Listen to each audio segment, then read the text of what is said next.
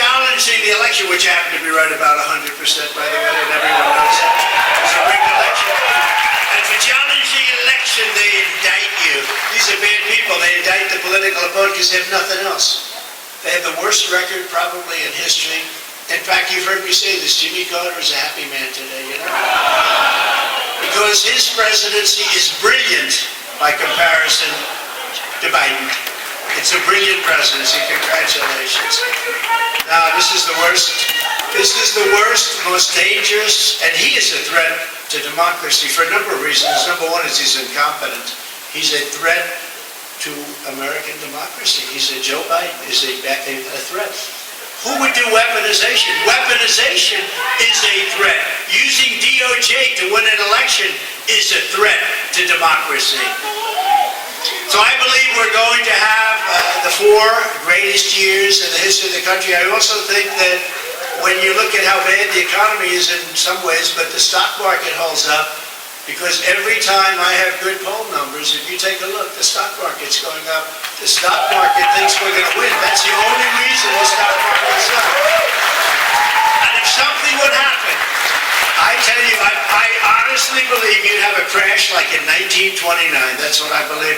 The stock market is up for 2 reasons, actually. They're running on the fumes of what we did. We had the greatest economy ever in the history of this country. And they think we're going to win. And if we win, the stock market's going to go through the roof. But they think we're going to win, and I think that's why it's up. But we will quickly cut New Hampshire energy prices in half or even more. So, you don't know. Because you have a governor who's, honestly, he's terrible. This guy. I watch him, he's all over the place. You know, he ran for president, you know that. He didn't announce it because he didn't have the guts, right? But he ran for president. And he didn't exactly, his numbers were in the vicinity of Asa Hutchinson. No, they were so bad. And instead of announcing, like you're supposed to do, you're supposed to run, you announce you're running, and if you do well, great. If you don't do well, that's fine too. What are you going to do, right? But he went around, he was on every show, this guy. He thinks he's hot stuff. He's nothing. He's nothing. Now, Sometimes I say things about people where you can never bring it back. That's okay with me, Chris, because this guy is bad news. This guy is bad news for the country. I don't want to bring it back. I never want to have it back. I'll take good care of New Hampshire. I always have. You don't need this guy. This guy is bad. But he ran for president. He went crazy. So on every show I said, the only thing I respected, I didn't know how he could get from one studio to, I've never seen anything like it. And you know what? He ran so much that people realized they don't like him very much. He was crazy.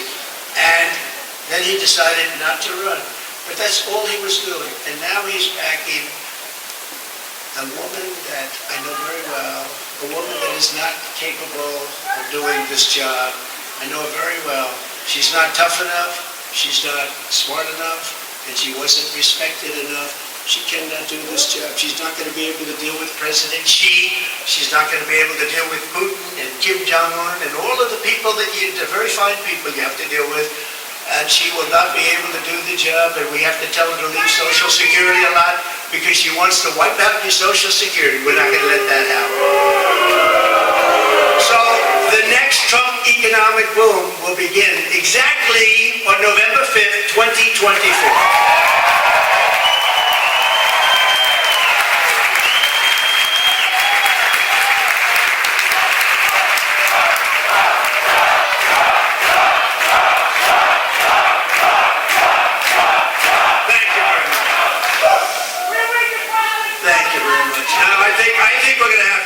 Again, in Iowa, we had such a result, and a lot of people said, you know, you can't get more than 40. You can't, and all of a sudden these numbers came in. In fact, it was a little embarrassing. I had to go at the very beginning, 7 o'clock, right at the beginning. It opens at 7, and I heard the results come out at 10. So I get up and made a little speech to in that case, the caucus goers, and I made a speech, a nice little speech, lasted for about 2 minutes. And I walked off the stage just like 10 after 7, something like that.